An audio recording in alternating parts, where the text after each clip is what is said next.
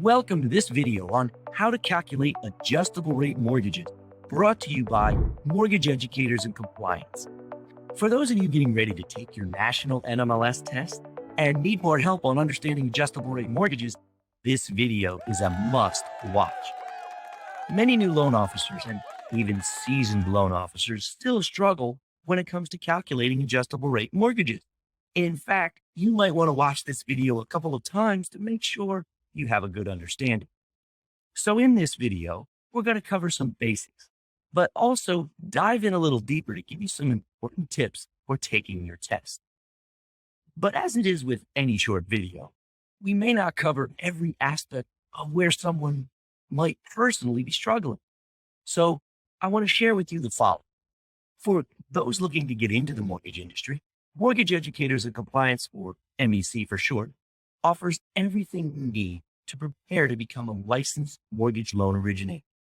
From the 20-hour pre-licensing course, including all state-required courses in an online self-study version, or live webinar with one of our most talented and knowledgeable instructors, as well as for those of you getting ready to take your test.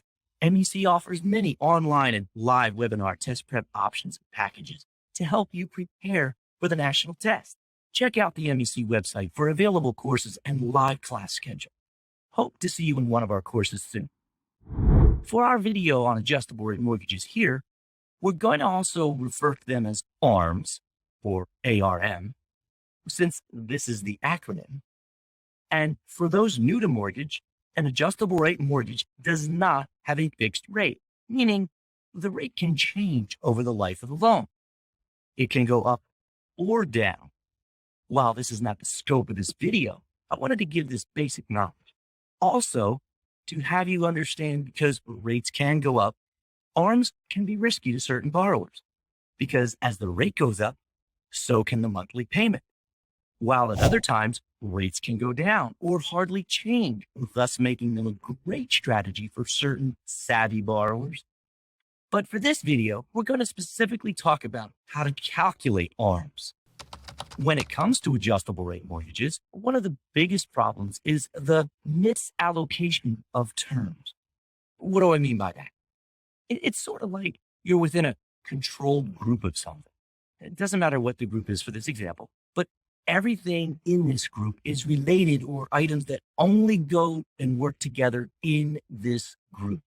But then all of a sudden, try to take something totally unrelated from a totally different group and try to make it fit into this first controlled group. Makes you think, wow, why would someone even do that? But the reality is, this is the most common mistake when calculating adjustable rate mortgages. I'm going to explain what I mean as we go through this process. So let's start with what makes up an adjustable rate interest rate. And the answer is index plus margin. It's that simple. It really is. But later, when we discuss other terms, functions, aspects of the adjustable rate mortgage, some will take one of those totally unrelated terms, functions or aspects, and attempt to add that to the index or margin to come up with the new interest rate. Like trying to put a square peg in a round hole. It just doesn't fit. Now, on the surface, this sounds pretty simple, and it should be. And you may be thinking, when explained this way, you wouldn't make this mistake, and I hope not. But my point is to identify the most common mistakes, as these are the reasons people struggle so much with calculating adjustable rate mortgages. They're actually making it harder than it really is. If we can fix the mistakes, ARMs become easy to calculate. So let's go back to the basics. Again, I want to drive home this point to remember. What makes up an interest rate? And the answer is simple. Index plus margin equals rate. Index plus margin equals rate. And when you add these two numbers together, you actually get what's called the fully indexed rate. Because most adjustable rates begin with a start rate or an introductory rate. Some call it a teaser rate. That's lower for the first few years of the mortgage term. Then, if you were to actually add the margin given on the loan and the current index listed in the market, would be higher than what this introductory rate is. Now, while this isn't the scope of this video, just a reminder of some topics you'll need to know for your test is the understanding of how to calculate the ARM rate on qualified mortgages, what disclosures are required with adjustable rate mortgages, and the APR requirements under Truth in Lending, or TILA, as well as other rules and terms that apply to adjustable rate mortgages. All of these topics and more are covered in our courses at MEC. If you need additional understanding or test prep on any topic, remember, MEC has everything you need to help you obtain your mortgage license and to help you pass your test. Woo! This video here specifically reviews how to calculate adjustable mortgage. But of course, we can't help mentioning other terms and aspects as they relate, but we dive deeper into those in other videos. Now back to our understanding on ARMs. So if we have a given margin that never changes throughout the life of the loan, let's say 2%. 2%. And we have an index which does change based on the market, economy, and so on, of, let's say, 3%. What would the interest rate be? This would simply be 2 plus 3 equals 5. Yes, it's that simple.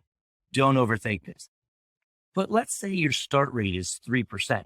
Remember, have that introductory or start rate that is lower than your fully indexed rate. So our fully indexed rate is 5 by simply adding the index and the margin. But we also have a start rate.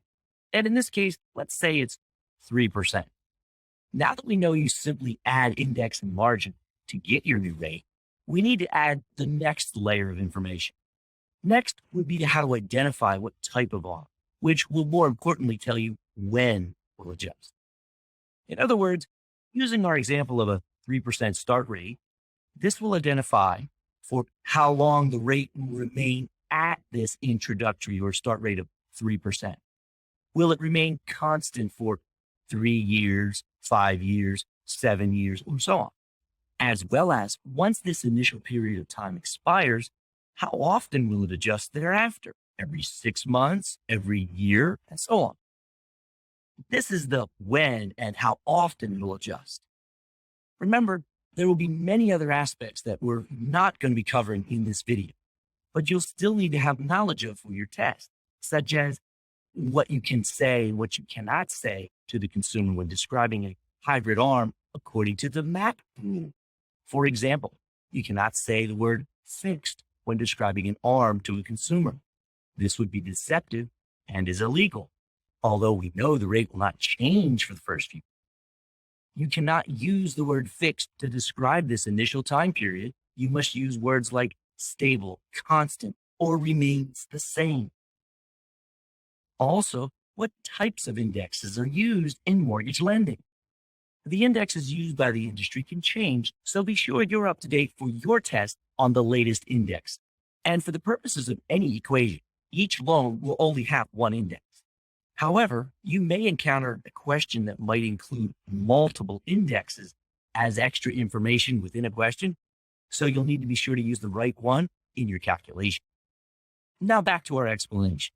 Now we know what makes up an ARM interest rate, index and margin, and when it adjusts, 3 years, 5 years, and so on, and how often it'll adjust thereafter, 1 year or 6 months. It's time to add the final layer of information. And this is where people struggle the most. After the first 3 years, 5 years, or 7 years is up, the rate could change. It's important to note sometimes the rate doesn't change or only increases by 1/8%, while other times it can actually go down. But for here, we're going to ask our next question, which is how high can the rate go? These are called caps. In other words, the borrower is protected from having their rate just continue to rise over the term of the loan. There are caps. Caps are what keeps ARM rates from exceeding a preset maximum rate. But note that rates can go down. So there is also a floor, which is also a preset lowest rate the loan could ever experience. This is usually equal to the start rate, but not always, but can never be lower than the margin because you have to add the margin to something. For example, if the index was 0, you still have a margin, so the new rate could never be lower than the margin. Let's move on. So let's say you have a 3% start rate on a 5-1 arm. This means the loan's rate will stay the same for the first 5 years of the mortgage and then adjust every year thereafter. But our question is, how much can it adjust? Meaning, how high can it go? Also note again, not in the scope of this video, but you should know that different indexes also have different adjustment periods, where a 6-month adjustment period might be more common. For our example here, our focus is on the adjustment caps and not the adjustment periods. Also for our discussion in this video, we're specifically going to address hybrid arms where you'll have 3 separate cap adjustments. This will be displayed in 3 numbers. Here are some examples: 5, 2, 5, 1, 1, 5, 2, 1, 5, and so on. Let's look at this first number. This first number is going to be used to determine how high the rate can go at the first adjustment, meaning after the first 5 years, sticking with our example. Remember, we have a 3% start rate on a 5-1 hybrid arm. Hybrid arm because it has features of a fixed rate mortgage, but the rate will adjust because it's an arm. For here, we're going to use that 2-1-5 caps. So our first cap is 2. Let's test your knowledge before I give further explanation. We have a 3% start rate on a 5-1 hybrid arm with an initial cap of 2. How high can the rate go at this first adjustment? Give you a moment to calculate. It's pretty straightforward in that you simply take your start rate of 3% and add the initial cap of 2, giving you 5% maximum interest rate at the first cap. 3 plus 2 equals 5. Pretty simple so far. If you got 5%, then you're on a roll. Now I want to do something absurd. For those of you who already are feeling a little more comfortable with arms, bear with me as I demonstrate something with what I'm about to ask. What if I was to ask you, with the numbers given, with a 3% start rate on a 5-1 hybrid arm with an initial cap of 2, are you ready? What is my new interest rate at this first adjustment? Give you a moment to think about what I just asked. Your answer should have been, we don't know, or we don't have enough information to develop that answer. Why? Because remember the basics. What makes up an interest rate? Index plus margin. I did not give you this information yet. Oh, sure, I gave you the margin earlier when we were developing our start rate, which was identified as 2%. But without the index, you still have nothing to add it to. Therefore, you cannot yet calculate the actual new interest rate. Think of it this way. All you're doing or have done with this first step of the process is determine our cap, meaning how high the rate can go at this first adjustment, or at any adjustment as you calculate them throughout the loan. You'll do a separate calculation or equation of adding index and margin to get the new interest rate. Then you're going to take these two numbers, the cap and the new rate, which in our case, the initial cap rate of 5% in our example, and compare it with that new rate that we're going to develop after adding the margin that never changes and the new index that you'll be given.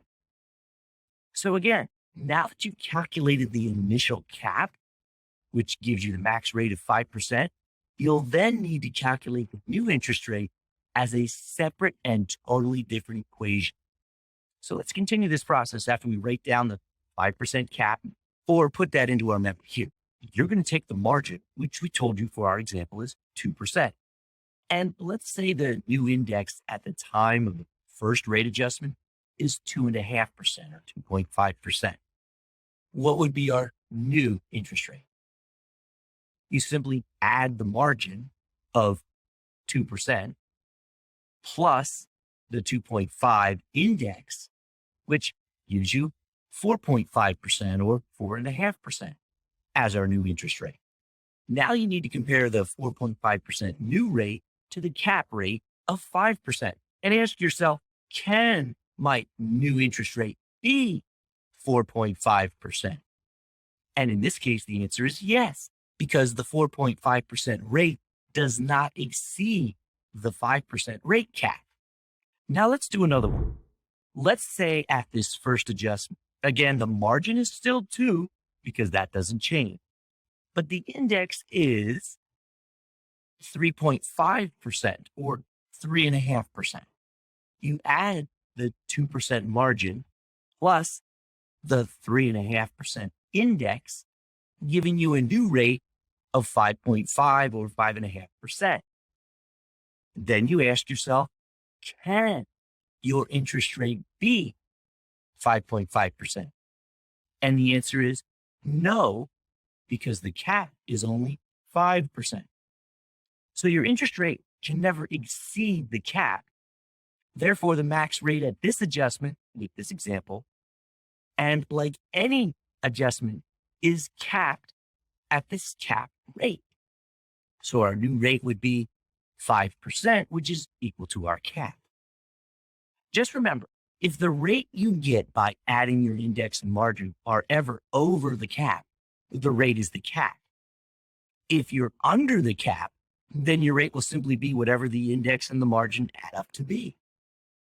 After this first adjustment on hybrid arms, you'll never use this first number again. This first number 2 in our 215 caps example is only ever used one time at the initial adjustment because it's called the initial cap. Now let's move on to the second or middle number. This is the number you'll use from here on for the rest of the mortgage term to calculate how high the rate can go at each adjustment. Notice I didn't say how high the rate will be, because what the rate will be requires you to add the index and margin, but rather I only said just how high it can go. Let me say that again. We're only calculating how high the rate can be, not what the actual rate will be. Let's practice this one. So after our first adjustment, let's say our rate is 4.5%. Based on our earlier example, where we add the margin of 2 and the index of 2.5, giving us the rate of 4.5%, which was less than our cap of 5, as we just mentioned. So now with those same caps of 215, we're now looking at the second or middle number. The question now is, how high can the rate go at the next adjustment? And this doesn't matter whether the adjustment period is 6 months or 1 year. All we're doing is determining how high the rate could be at this next adjustment. And the answer is 5.5%.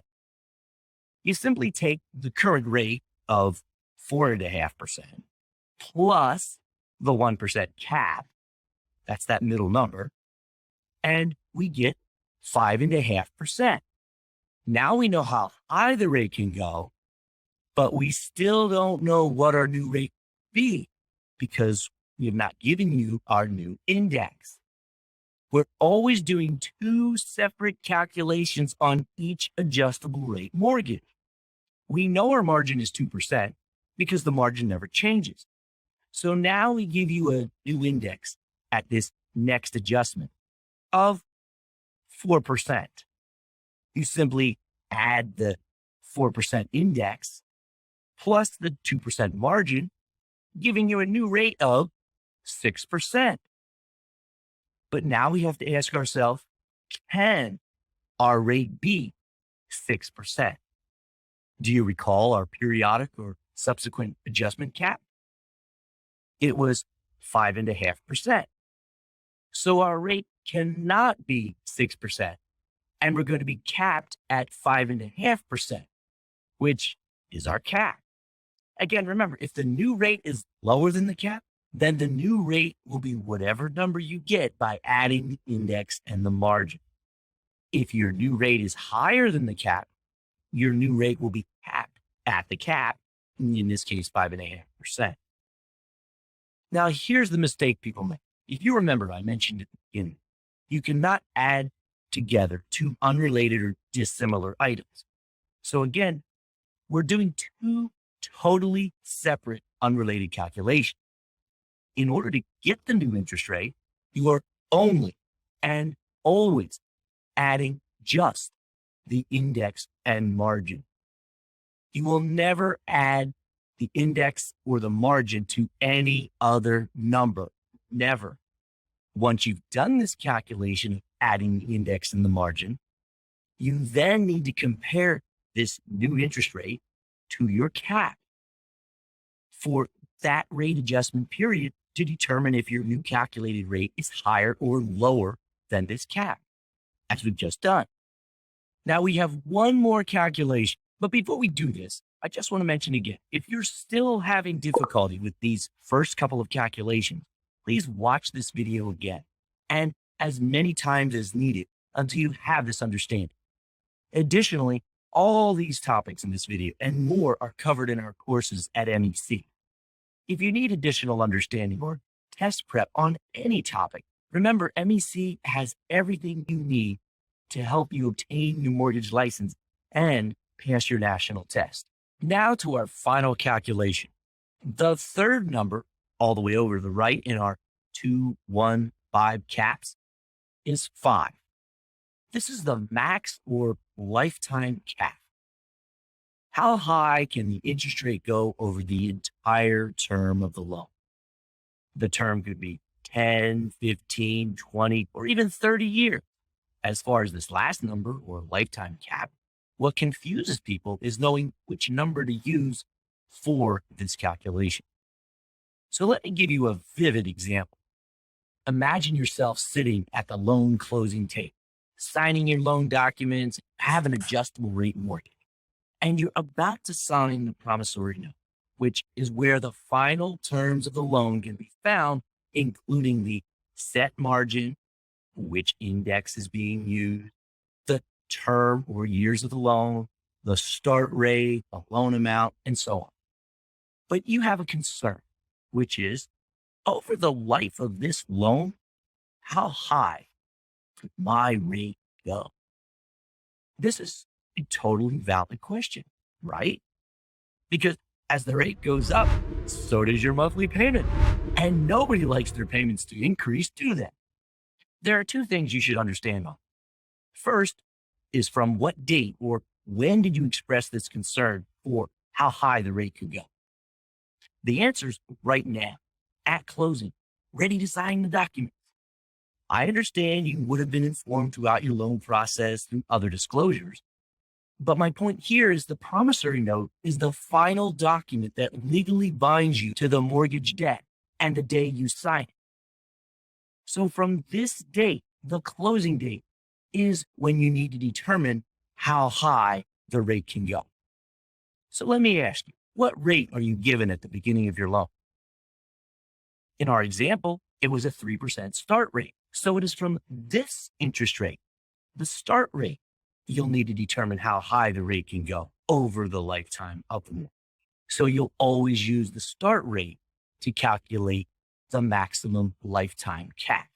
The second point to explain is realizing that rates just don't shoot up all at once, but over time, your rate can increase by small increments, but eventually could rise to our lifetime cap. The rate can never exceed this lifetime cap at any adjustment. You'll need to know this lifetime cap at all adjustment calculations to reference to, because the adding of any new index to your margin cannot exceed this lifetime rate cap. So for our example, you have a 3% start rate and a 5 lifetime cap, giving us a max rate of 8%, meaning no matter which adjustment over the life of this loan, the rate can never exceed 8%. And remember, you're always and only adding index and margin, nothing else. Then you'll compare this index and margin calculation with the corresponding cap, initial and periodic or subsequent, but also we'll need to check your new rate with your lifetime cap. Here's an example. Remember our caps of 2, 1, 5? Let's say now you're many years into your mortgage and your current rate is 7.5%. Now, this is under our 8% cap, so we're okay. Now, let's say at the next adjustment, when you add your index and margin together, your margin is still 2, that doesn't change. And let's say your index is 6.5%. If you add these together, you get what? 8.5%. Based on your periodic or subsequent cap adjustment, this is still within our 1%, so you're okay. But with the rate of 8.5%, this now exceeds your 8% lifetime cap. So you'll always need to know your lifetime cap as well whenever calculating ARMs. Think of it this way. It doesn't matter what the index is. If the adding of the index and margin is greater than any cap, it will always be the cap. So one last example of this, and to give you a bit of an absurd example to help drive home this point, is we still have a margin of 2. But what if our index was 10%? The rate would never exceed our periodic adjustment, but could also never exceed our lifetime adjustment. What if our index was 20%? Doesn't matter. The rate will never exceed the cap. And remember, you always and only add index plus margin to get your new rate. Then you must check your work to see if the rate can be this new rate you just calculated. Well, I hope this video was helpful. Please listen to it again as many times as needed until you fully understand how to calculate adjustable rate mortgages. ARMs can be a great strategy for some borrowers, especially if the caps are low. They give the borrower a lower rate up front with minimal risk of future increase, and it's even possible rates can go down. So not only could you be tested on this, but understanding how ARMs work and how to calculate can help you gain more business in your mortgage career as you work with savvy borrowers who understand the benefits of an adjustable rate mortgage. For those looking to get into the mortgage industry, Mortgage Educators in Compliance, or MEC for short, offers everything you need to prepare you to become a licensed mortgage loan originator. From the 20-hour pre-licensing course, including all the state-required courses, in an online self-study version, or live webinar with one of our most talented and knowledgeable instructors. As well as for those of you getting ready to take your test, MEC offers many online and live webinar test prep options and packages to help you prepare for the national test. Check out the MEC website for available courses and live class schedule. Hope to see you in one of our classes soon. Thanks for watching.